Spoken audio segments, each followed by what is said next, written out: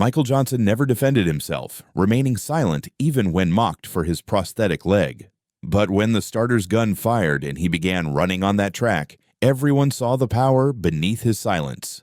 The Longhorn Athletics facility in Austin, Texas gleamed under the early morning sun. The red tartan track was sacred ground, bearing the footprints of countless champions. The stands were empty, with only athletes and coaches arriving for morning practice. Michael Johnson, a 24-year-old athletic black man, was different from everyone else when he stepped into the facility, not just because of his skin color. The carbon fiber prosthetic on his left leg also made him special. The prosthetic was made with the latest technology, lightweight, flexible, and specifically designed for sprint races. But in most people's eyes, this was just a disability. As Michael placed his bag in the locker room cabinet, he could hear the conversations around him but ignored them. 10 years of experience had taught him. First impressions are always misleading. Real performance emerges on the track. "Is that the new guy?" whispered Tyler Brooks, the team's 400-meter star. At 22, blonde, blue-eyed, he came from a wealthy white Texas family. He had come here on a university scholarship and considered himself untouchable. "He has a prosthetic leg. Are you serious? This isn't the Paralympic team." Jake Morrison, a long-distance runner beside him, shrugged. "Maybe it's Coach Davidson's social responsibility project. You know, diversity and inclusion stuff." Michael heard, but didn't react. As he tied his running shoes, his old coach Marcus Thompson's words echoed in his mind. "Michael, your power is in your silence. No need to make them talk. Make them run." Coach Davidson, 58 years old, was a former national team coach with 30 years of coaching experience. He had gray hair, stern looks, and a style that tolerated nothing. When he saw Michael, he frowned. "Johnson," he shouted, "I have your file. You have Paralympic experience, but here everyone competes at the same standard. No special treatment." Michael nodded. "Yes, sir. I don't want special treatment." Sarah Chen, a 32-year-old Chinese-American assistant coach standing next to Davidson, was observing the situation more closely. With a PhD in sports science, Sarah specialized in performance analysis and had read Michael's file more thoroughly. But for now, she remained silent. "All right," said Davidson, blowing his whistle. "Today is evaluation day. Everyone will run 400 meters. Based on your times, you'll either stay on the team or leave." The athletes walked toward the track. Michael stayed at the back, trying to minimize the metallic sound of his prosthetic. But Tyler and his friends noticed this. "Hey, RoboCop," Tyler called out, grinning. "Does that leg have a sound alarm? Hope it doesn't distract during the race." Jake laughed. "Maybe it has GPS. We can find him if he gets lost." Michael stopped, turned, and looked at Tyler. His eyes were calm but determined. "You'd do better to focus on running," he said quietly. Tyler's smile faded. "Are you lecturing me? I'm the state champion here. Who are you?" "Nobody," said Michael, turning and continuing to walk toward the track. "Just someone here to run." This response angered Tyler even more. Michael's quiet confidence disturbed him. During warm-up laps, Michael inconspicuously maintained pace. The coordination between his prosthetic and natural leg was perfect, the fruit of years of training. But the other athletes didn't see this. They only saw a disabled man. "Is this guy serious?" asked one of the female runners, Emma Walsh. 400-meter sprint is difficult even in the disabled category. Sarah Chen leaned into her headset and noted Michael's warm-up times. The numbers surprised her, but she didn't say anything yet. Davidson blew his whistle. "All right. First group, get ready. Johnson, you'll run in the first group too."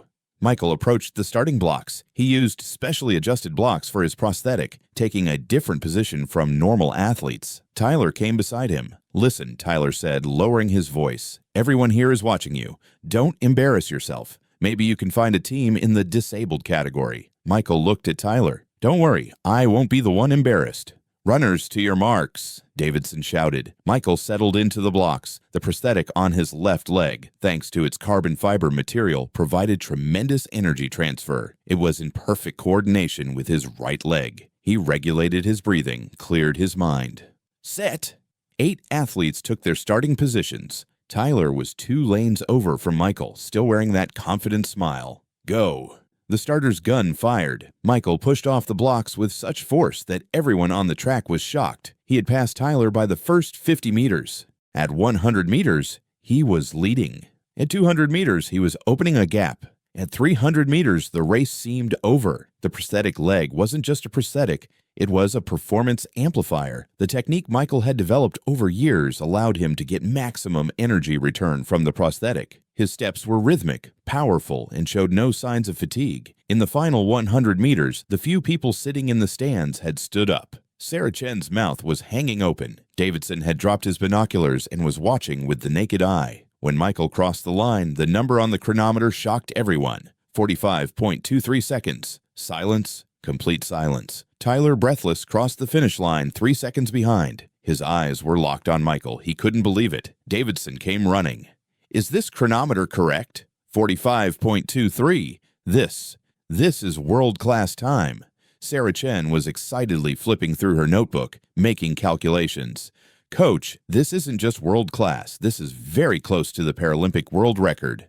Michael, after regulating his breathing, calmly checked his prosthetic. Everyone was looking at him, but he acted as if he had just done a normal training session. Johnson, Davidson shouted, come here. Michael slowly approached. The athletes gathered around him were now looking at him with different eyes. Tyler's face was ashen. Is this time real? Davidson asked, astonishment in his voice. Yes, sir, Michael said calmly. Where do you come from? Which team did you run for? How are you somewhere else instead of here with these times? Michael paused. Long story, sir. Sarah Chen stepped forward. Michael, you have Paralympic background, right? It's written in your file, but there are no details. Yes, Michael said. I have some experience. Tyler couldn't stand it. Some experience? With 45.23 seconds, even professionals don't run at this pace. At that moment, a familiar figure appeared from the facility entrance. Marcus Thompson, 52 years old, former Paralympic coach, had seen Michael and come. He had a file in his hand. Michael! Marcus called out, smiling. Old habits die hard, don't they? Everyone turned to Marcus. Davidson frowned. Who are you? Marcus Thompson, Michael's former coach. Marcus handed the file to Davidson. I think there are some things you need to know about him. Davidson opened the file. When he looked at the first page, his face changed. He turned the page, looked at the second, the third. His color drained. Is this real? He stammered. Marcus smiled. Tokyo, 2021 Paralympic Games, gold medal. World record, another gold in Paris 2024. 2 world records, 3 Paralympic records. Silence. No one was speaking. And, Marcus continued, he's currently the fastest human running 400 meters in the T64 category in the world. Tyler's mouth hung open. Olympic medal? World record. Michael nodded. Paralympic. But yes. Davidson closed the file and looked at Michael. Why didn't you tell us? You didn't ask, Michael said calmly. And besides, past performance doesn't guarantee future performance. I needed to prove myself here again. Sarah Chen spoke excitedly. Michael, your times are better than our team's average times. You're not at our level. You're at world level. Tyler approached Michael. His face was red, filled with shame. I'm really sorry. The things I said, they were very wrong. No problem, Michael said. Prejudices exist. I understand. No. There is a problem, Tyler said, his voice cracking. You're a champion, a world record holder, and I. Treated me like a human, Michael said, smiling. That's not a bad thing. Jake Morrison stepped forward. Michael, we thought wrong about you. All of us. Emma Walsh also approached. There's a lot we can learn from you, if you're willing to teach. Michael looked around. All faces were different now. Not contempt, but admiration. Not mockery, but respect.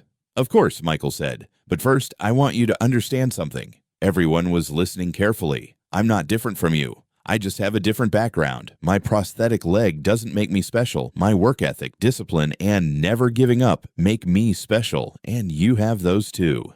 Davidson stepped forward. Michael, will you stay with our team? You'd be very valuable to us. Do you value me because I run fast or because I'm human? Michael asked. Davidson paused. Then he smiled sincerely. Because of both. But first, because you're human. Then yes, Michael said. I'd like to stay. That evening, the team ate dinner together. Tyler sat next to Michael and they talked about sports. Jake shared his curiosity about prosthetic technology. Emma wanted to learn Michael's training routine. Sarah Chen approached Michael. "I have a question. Why did you choose here? There are better places where you could train at Olympic level." Michael smiled. "Because here, I met real people. Not perfect people, real people. And real people make mistakes, learn, grow. This is the environment I wanted." A few weeks later at the Texas State Championships, Michael took the track wearing the team's uniform. But this time, he wasn't alone. Tyler, Jake, Emma, and the others were supporting him. When the starter's gun fired, Michael wasn't just running. He was breaking prejudices, transcending limits, and showing everyone that the impossible was possible. And when he crossed the line, with a new world record, the stands were on their feet applauding, not just for his speed, but for his character, not just for his success, but for his humanity. Coach Davidson approached the microphone. "Today, we saw not just an athlete here, but a human being. Michael Johnson taught us that the real obstacle is not in our leg, but in our mind." As Michael received the medal, he directed his attention to Tyler in the stands. Tyler was standing and applauding, tears in his eyes. Michael saluted him, because true victory wasn't just being the first to cross the line. True victory was changing people, opening hearts, and making the world a slightly better place. And Michael Johnson had done this silently, by running.